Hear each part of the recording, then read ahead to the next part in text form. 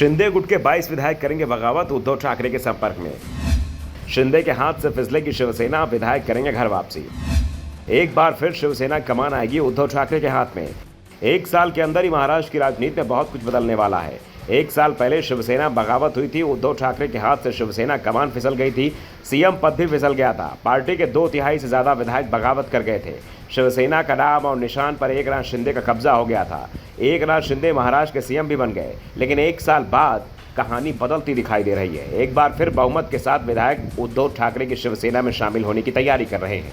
एकनाथ शिंदे के साथ गए 40 में से 22 विधायक अपने नेतृत्व से नाराज दिखाई दे रहे हैं और जय महाराष्ट्र कहने की तैयारी में है। यानी अब ये विधायक एक बार फिर से उद्धव ठाकरे कैंप में शामिल होने की तैयारी कर रहे हैं। दरअसल इस नाराजगी की सबसे बड़ी वजह अजीत पवार को लेकर है। शिवसेना को लग रहा है कि एनसीपी को शामिल करने के लिए बीजेपी के मंत्रालयों में फेरबदल किए जाएंगे, लेकिन फिलहाल स्थिति अलग ही बनती दिख रही है। इस दौरान शिंदे कैंप के मंत्रियों के पद में भी बदलाव हो सकते हैं। दावा किया जा रहा है कि बदलाव की इस आहट से करीब 22 विधायक चिंतित हो गए हैं। दरअसल महाविकास अघाड़ी यानी कि एमवीए सरकार में अजीत वित्त मंत्री भी थे। जून-जुलाई 2022 में हुई उद्धव ठाकरे की अगुवाई वाली शिवसेना बगावत के दौरान एनसीपी भी एक बड़ा कारण बनकर सामने आई थी। आरोप लगाए जा रहे थे कि अजीत की तरफ से उन्हें फंड नहीं मिलते थे। वहीं एनसीपी विधायकों को हमेशा तरजीह दी जाती थी और अजीत पवार अब एकनाथ शिंदे की सरकार में डिप्टी सीएम बन गए हैं और वो वित्त मंत्रालय मांग रहे हैं, जिसे शिंदे कैंप के विधायकों को डर लग रहा है। वित्त मंत्रालय इस समय डिप्टी सीएम और बीजेपी नेता देवेंद्र फडणवीस के पास है। अगर उनसे वित्त मंत्रालय लिया जाता है तो सीधे सीधे उनका कद छोटा करने के रूप में देखा जाएगा। दूसरी ओर अजीत पवार के पास वित्त मंत्रालय आना एकनाथ शिंदे की बड़ी हार भी मानी जाएगी।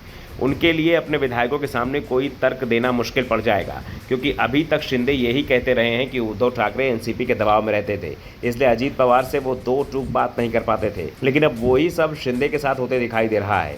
इस बीच महाराष्ट्र में विभागों के बंटवारे और मंत्रिमंडल विस्तार की लड़ाई दिल्ली तक पहुंच चुकी है।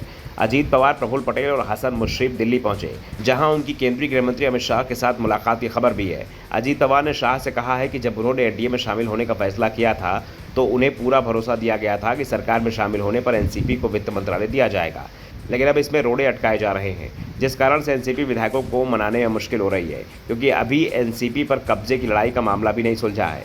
अजीत पवार को अपने कैंप में विधायकों की संख्या बढ़ानी है, लेकिन उन्हें 2 मोर्चों पर लड़ना पड़ रहा है। पहला, अपनी ही सरकार में मंत्री पद को लेकर लड़ाई चल रही है। दूसरा, चाचा शरद पवार की सक्रियता ने अलग मुश्किल बढ़ा रखी है। अजीत पवार ने ये मांग की है कि उन्हें पुराने मंत्रालय दिए जाने के साथ ही मंत्रिमंडल विस्तार में भी हिस्सेदारी मिले।